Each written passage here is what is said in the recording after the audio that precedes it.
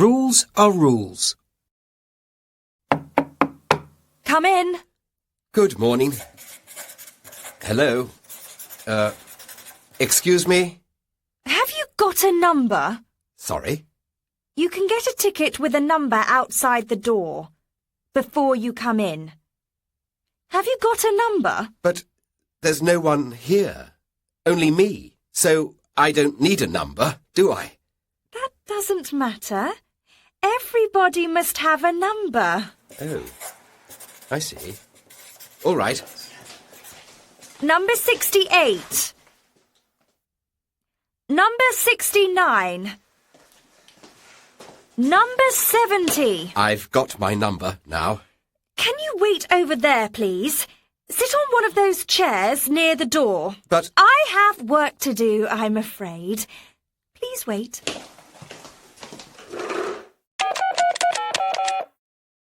Hello, Tom. It's Pam. I'm calling from work. You're having dinner at my house today, remember? Wonderful.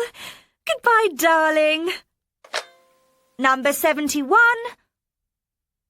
Number 72. Number 73. Oh, what number have you got? 89. Oh, you're going to wait a long time then. But why? There's no one here. Why must I wait? Rules are rules, sir. Number 74. Number 75. Number 76. Wait a minute. You must wait for your number, sir. But you called my number just now. No, I called 76. And your number's 89. No, it isn't. I was wrong. Look, it isn't 89, it's 68. But I'm on 76 now. Why didn't you answer when I called your number? I'm sorry, I didn't know. But I'm here now, and I need to see you. It's important. Well, the rules say... all right, then. Now, how can I help you? Is this room 365? Yes, it is. Good. Well, I'm here because of my monkey. Ah. Have you got a license for it? No, that's why I'm here. Has the monkey got a number? Sorry? Did you get a ticket with a number for the monkey when you came in? No, I didn't. There are two of you, so I need two numbers. Just a minute. Here you are, then. Good. Now, can you give me your PM624, please? Sorry? What's that? A PM624? You write down the answers to a lot of questions about yourself and your monkey on the PM624. It's very important. Well, can you give me one, please? No, I'm sorry, I can't. Well, where can I get one, then? Wait a moment. I must make a phone call. Hello, Tom? It's Pam again. No, I'm at work. Can you bring a bottle with you when you come? All right. Goodbye, darling. Right. Now, where were we? A PM624? Ah, yes. Well, have you got 8 photos? 8 photos. Yes, 4 of you and 4 of the monkey. Yes, I have. Good. Wait a minute. These are very bad photos of you. No. Those are the photos of the monkey. The other ones are the photos of me. Ah, yes. Excuse me. I must make a quick phone call. Hello, Tom. Pam here again. No, at the office. Shall we go to the cinema tonight? OK. I can get the tickets when I leave work. Goodbye, darling. Right. Now, where were we? I'm waiting for a PM624.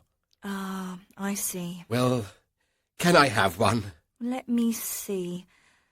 What day is it today? Tuesday. Why? Well, on Mondays, Wednesdays and Fridays, you get PM624s from this office. But on Tuesdays and Thursdays, you get them from room 563. Room 563. Where's that? Oh, it's easy to find. Go out of the door. Go upstairs. OK. What next? Go left, left, and left again. Right. Not right. Left, left, and left again. Now, come downstairs, and it's the office on your right. Hello.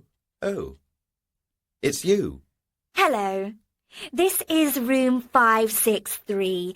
Can I help you? But I was in this room just now. It's room 365. No, it's room 563. Look, it says room 563 on the wall.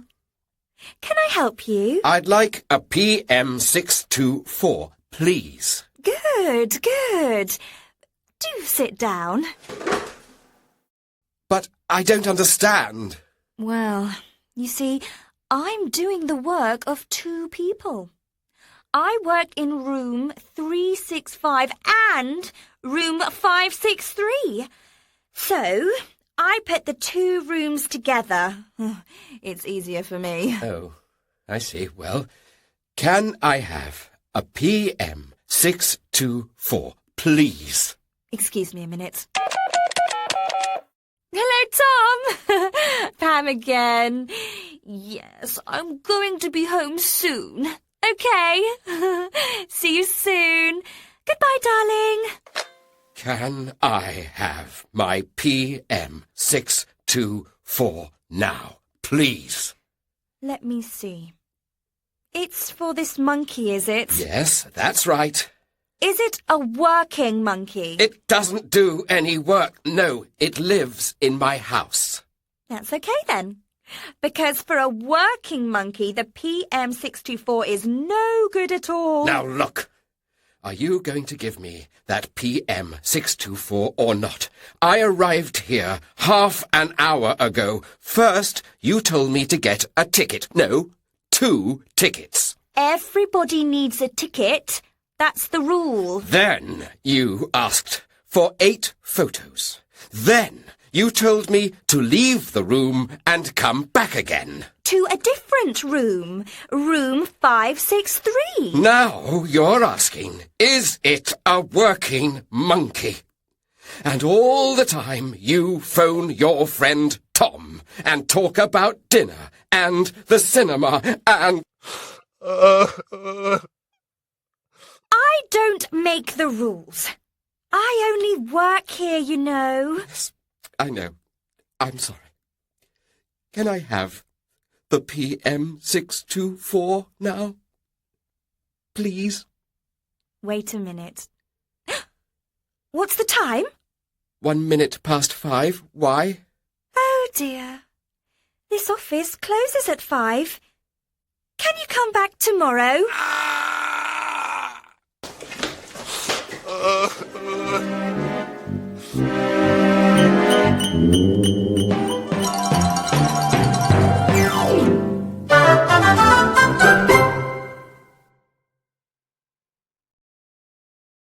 The restaurant. Let's go to a restaurant tonight. OK, Somewhere different. all right. Let's have a look in the newspaper. Cinemas, theatres, restaurants. Oh, this sounds nice. London's newest restaurant, the Trattoria Romantica. It sounds good. The Trattoria Romantica, the best French restaurant in London. French? Yes, Trattoria Romantica sounds Italian. it says French here. What else does it say? Open every evening Good. from 7:30 to 7:45. What? 15 minutes? It must be a mistake. I hope so. Anything else? Yes. Music every evening Good. from our Spanish guitarist, Spanish guitarist. Manfred Schmidt. Manfred Schmidt? Yes. Oh, and there's a picture of the manager, What's his name?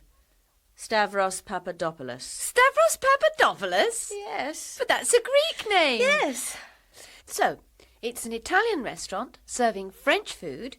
The Spanish guitarist has got a German name and the manager's Greek. That's right. It sounds very international. Let's try it. All right. Well, here we are. The Trattoria Romantica. There's no one here.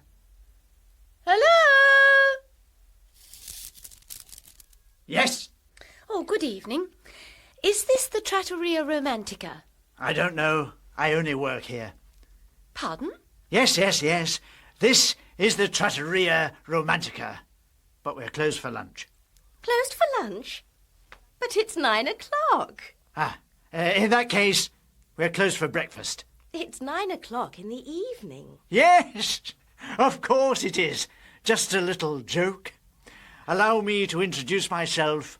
I am Stavros Papadopoulos, the manager of the Trattoria Romantica. What can I do for you? We'd like a table for two, please.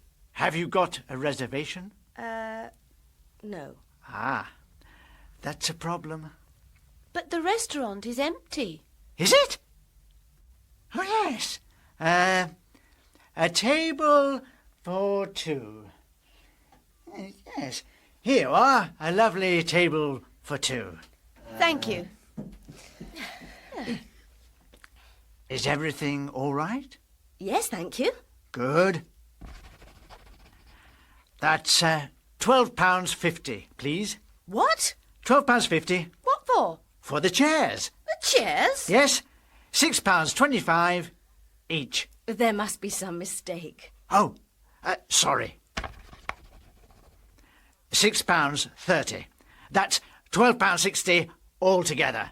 And, of course, £37 for the table. £37 for the table? That's £49.60 altogether. Look here. Service not included. Service? Would you like to pay separately or together? Look, we don't want the table or the chairs. Oh, you want to sit on the floor? No, we don't want to take them away. That's good. We don't have a takeaway service. Oh, we want to sit here and eat something. Eat something? Yes. Can we see the menu, please? Yes. There you are. It's a very small menu. It's a very small restaurant. Now, what would you like? Let's see. Egg and chips. Double egg and chips. Double egg and double chips. Isn't this a French restaurant? Oh, yes. Sorry. Give me the menu. Thank you. Have you got a pencil? Here you are. Thank you.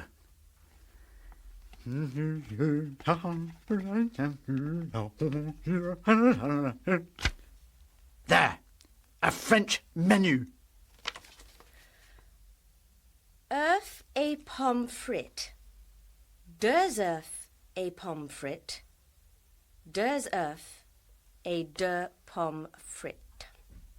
What if you don't like eggs? Have the chips. What if you don't like chips? Have the eggs. What if you don't like eggs or chips? Have a sandwich. A sandwich? Yes, I've got one here in my pocket.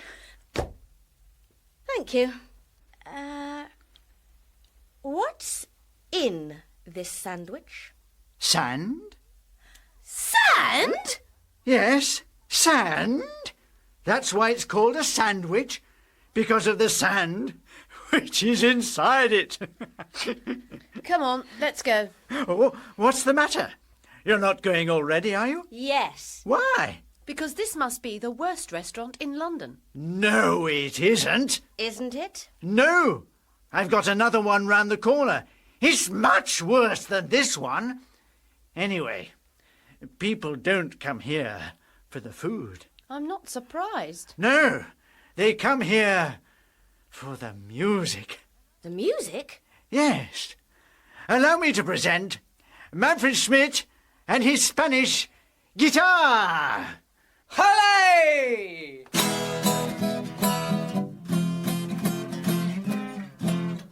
Oh. Guten Abend, meine Damen und Herren! Stavros, Yes, what can Manfred play? anything you like. Really? Yes, anything at all. Good. Tell him to play football. Football? What do you mean? We're leaving. Goodbye. Oh, goodbye. Do come again. Don't forget to tell your friends. That's the trouble with English people, Manfred. What's that, Stavros? They don't know a good restaurant when they see one.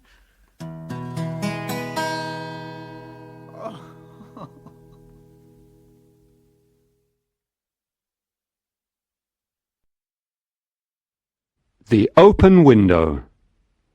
Part 1. A Nervous Man. Frampton Nuttall was very tired and nervous. The doctors told him he needed a rest and said he should go somewhere peaceful. So he decided to spend some time in the country. I know what you're like, Frampton. His sister said. When you go to the country, you will stay all alone. That's not good for you. You should not stay all alone. You should meet some nice people. I was in that part of the country 4 years ago. I met some nice people. I will write you some letters of introduction and you can meet them. I am not sure that is a good idea. Objected Frampton. Maybe I shouldn't.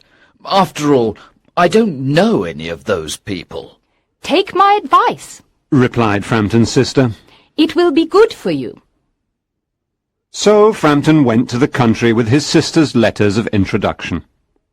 The first person he visited was Mrs. Sappleton. He knocked at the door of Mrs. Sappleton's house,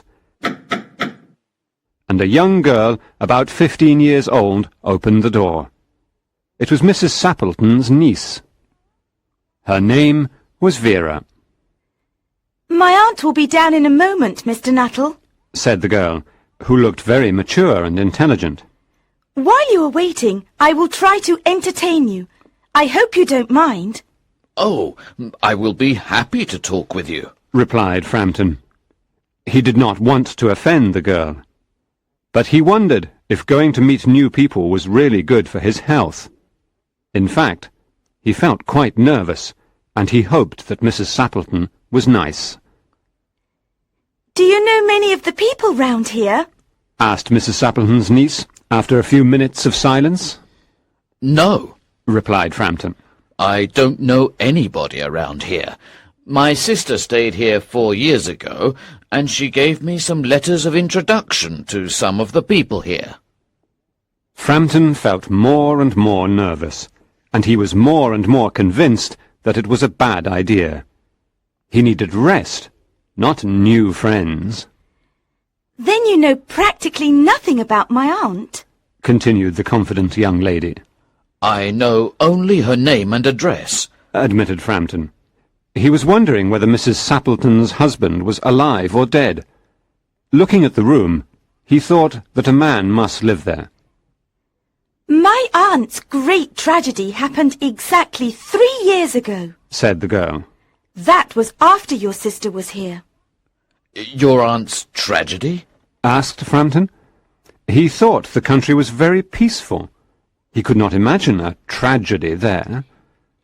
You probably wonder why we keep that window open on a cool October evening, said Vera. In fact, behind Frampton's chair there was a large French window that opened onto a lawn. It is very warm for this time of the year, said Frampton. But is that window connected with the tragedy? Exactly 3 years ago, my aunt's husband and her 2 younger brothers went out through that window.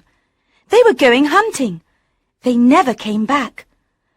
While they were going to their favourite hunting spot, they fell into a bog. That particular summer it rained a lot. The bog was normally safe, but after the rain it became very dangerous. Their bodies were never found. That is the most horrible part of the story. Until this moment, the young girl had seemed very calm. Now she seemed a little frightened, and her voice trembled as she continued the story. My poor aunt thinks that her dead husband and brothers will return someday, together with the dog that went with them. She thinks that they will walk into the house through that French window, as they always did before they died. That is why that window behind you is kept open until dark. My poor aunt, she has often told me every detail of that terrible day. Her husband carried a white raincoat over his arm. Her youngest brother was singing the song, Bertie, Why Do You Bound? He sang this song to make fun of her. Sometimes, Mr. Nuttall, I have the strange feeling that they will return, that they will walk in through that window. It's horrible, really horrible. She stopped telling him her sad story. Frampton was happy when the aunt came back into the room. I hope my niece is entertaining you, Mr. Nuttall, Mrs. Sappleton said. She is very interesting, said Frampton nervously. Part 2. Mental Excitement. I hope you don't mind the open window, said Mrs. Sappleton quickly. My husband and my brothers will be back from hunting soon. They always come into the house through that window. Today they went to the bogs to hunt for snipe. When they come home, I am sure they will make a mess of everything. You know what men are like. Mrs. Sappleton continued to talk about hunting. She told Frampton that there were not many snipes that year. She said that she hoped there would be a lot of ducks in November. To Frampton it was all completely horrible. While he tried desperately to change the topic of conversation, he was conscious that Mrs. Sappleton only gave him part of her attention. She continued to look past him, out the window. Obviously, she's looking for her dead husband and brothers, Frampton thought. What a terrible time to visit her. Today, the anniversary of their death. To change the topic of conversation, he started talking about his bad health. The doctors, he said, told me to rest. I should avoid mental excitement, and I should avoid all physical activity. They did not, however, tell me what I should eat. Oh, that is very interesting, said Mrs. Sappleton, who was obviously not really interested at all. In fact, she almost yawned. Then she became very interested, but not in what Frampton was saying. Here they are, she cried. They're just in time for tea. Look, they're covered with mud up to their eyes. Frampton shivered and looked at Vera. His look seemed to say, "Oh, I'm really sorry for your poor aunt." But the girl was looking out the window, and she looked horrified. Frampton became terrified. He turned around and looked out the window too. It was almost dark, but Frampton could see 3 men walking across the lawn towards the window. They all carried guns. One of the 3 men had a white raincoat over his arm. There was also a small dog. They did not say a word. When they were near the window, one of them began to sing, "Bertie, why do you bound?" Frampton jumped up from his chair. He picked up his coat and ran out of the house to the road, and was never seen again. "Here we are, my dear," said the man who was carrying the white raincoat over his arm. "I'm sorry we are a little muddy. Who was that man who ran away?" A very strange man. His name is Frampton Nuttall, said Mrs. Sappleton. He only wanted to talk about his bad health, and then he ran away without saying goodbye and without apologizing, as if he had seen a ghost. I think he ran away because he saw the dog, said Mrs. Sappleton's niece calmly. He told me that he was very afraid of dogs. When he was in India many years ago, he was attacked by a pack of wild dogs. He ran into a cemetery and had to spend the night in a newly dug grave. The dogs growled and snarled above him for the entire night. So you can understand why he is so afraid of dogs. Inventing fantastic stories was Vera's speciality. I was freezing. My legs had turned to jelly, and my arms felt like they'd been stretched to twice their normal length. Even though I could not wait to get home, I had to concede defeat. Or rather, I had to take a break. The first 2 cafes I looked into were packed to the roof. It was market day after all. There appeared to be room in the third, and so I went in. Not the most impressive of places, I thought, but if it could provide me with a seat and a half-decent cup of tea, I'd be happy. It was self-service only, and there was a queue at the counter. I put the shopping bags down while I waited, groaning aloud with relief. How on earth could 2 people eat so much? Or had Marjorie, my wife, amused by the fact that it was I who would be buying the groceries that week, been a little over-eager with the shopping list? Whatever, it was the first and last time I would endure the slings and arrows of Tesco on the busiest day of the week. Next Thursday it would be down to Marjorie again. I'd no doubt she would be over the hip replacement op by then.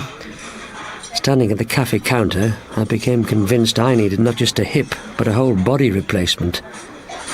A man with hairy arms came over and asked what I wanted. A cup of tea, I told him. Oh, and a Kit Kat, 4 fingers, not 2.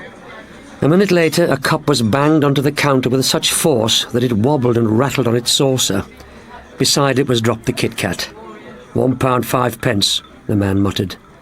I fished in my pocket for change. I was still wearing my gloves, but could not be bothered to take them off. Pulling out £2 coins, I handed them over and began to look round for a seat. Unfortunately, the place was a lot busier than I'd first thought. I held the Kit Kat in my left hand and picked up the cup with my right. When the man slapped down the change, I was left with no way of transferring it from the counter to my pocket. My ability to grip more than one item at a time was hampered by my gloves. There was an impatient cough from behind, and I realized I was holding up the queue. I tutted loudly in response. Some people simply have no patience. Ignoring the flurry of angry whispers, I put the cup of tea back on the counter, took off the gloves and pushed them into my coat pocket. I grabbed the change and gripped the teacup again and walked away from the counter. The first part of my mission was accomplished, though I have to admit I was not in the most pleasant of moods by then. The cafe was hot and noisy and absolutely filled with smoke. There appeared to be no hope of finding a seat. Perhaps if I closed my eyes and concentrated hard enough, I could use telepathic suggestion to make someone really want to leave. Then again, probably not. I was left with no choice but to swallow my pride and share a table with a stranger. The most likely candidate was in the farthest corner, a table for 4 occupied by a grandmotherly type. Surely she wouldn't object. I weaved my way around the pushchairs and the coats draped over seats until I was there. "Do you mind if I join you?" I asked the old woman. She looked at me. Her head moved so quickly it could have been a twitch. I took it to mean no, she didn't mind. I sank gratefully into the seat. "Place is absolutely heaving," I offered, trying to be pleasant. The woman, though, was having none of it. She simply slurped at her own tea and stared rather vacantly at the wall behind me. "Never mind," I consoled myself. "You'll be out of here and home soon. And then you can tell Marjorie you will never, ever go shopping again." I suddenly went cold. The shopping! I had been so distracted at the counter that I had left the carrier bags on the floor. Anyone could walk off with them. I lunged out of my seat and zigzagged back across the cafe. Luckily they were still there. I picked them up and carted them over to my table. The old woman did not even blink at my return. Still, 2 could play at that game. I would make no further attempt at conversation. Instead, I simply sipped at my tea, picked up the Kit Kat, and began to unwrap it. I should explain that for years I've had a soft spot for the things. I even open them in the same methodical way, a minor eccentricity that drives Marjorie around the bend. So, first I took off the outer wrapper, which I folded over and over until it was the size of my thumbnail, and put it in the ashtray. I was amused to notice the old woman watching me. I sincerely hoped it irritated her as much as it did my wife. Next, I ran a fingernail along the edge of the foil until it could be peeled back, exposing the chocolate biscuit beneath. Finally, I exerted exactly the right amount of pressure to separate the 4 fingers without damaging them. By now, the old woman was staring openly at me. It was all I could do not to smile.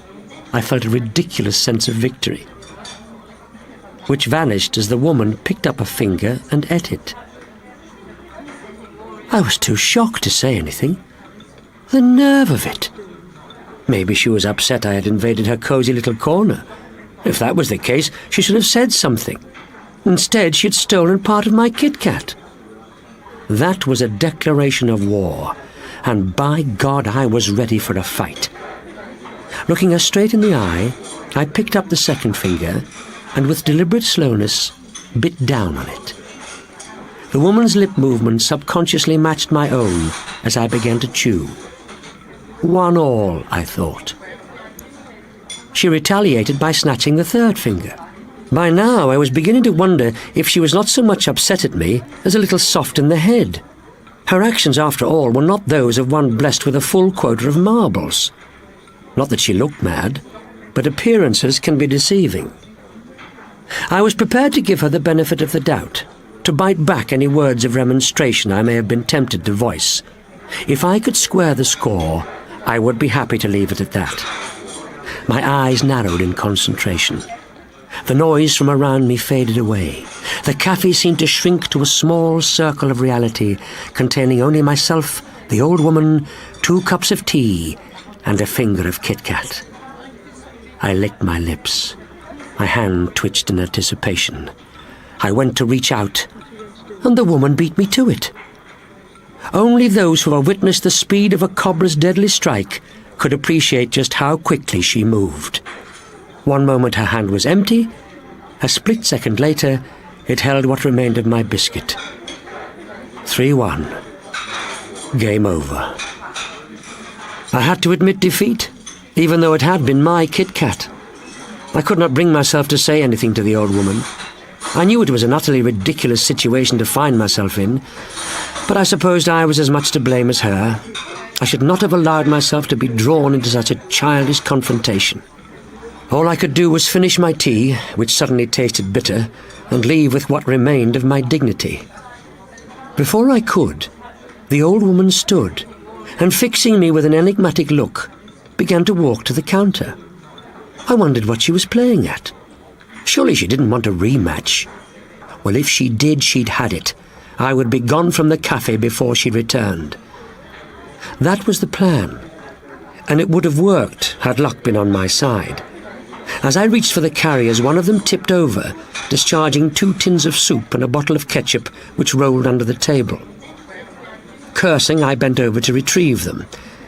By the time I had returned them to the bag and straightened again, the woman was heading towards me, a plate gripped in one hand. No way, I thought. I'd had enough silly games for one day. Still, I could not resist a quick glance as she sat at the table and placed the plate in front of her. On it was a donut, one of those big, sugar-covered, jam-filled types that, like Kit Kats, have always been a favourite of mine. I was overwhelmed by a temptation I swear I tried to resist, but which finally proved too strong. Even though the bags were heavy, I managed to lift them with one hand.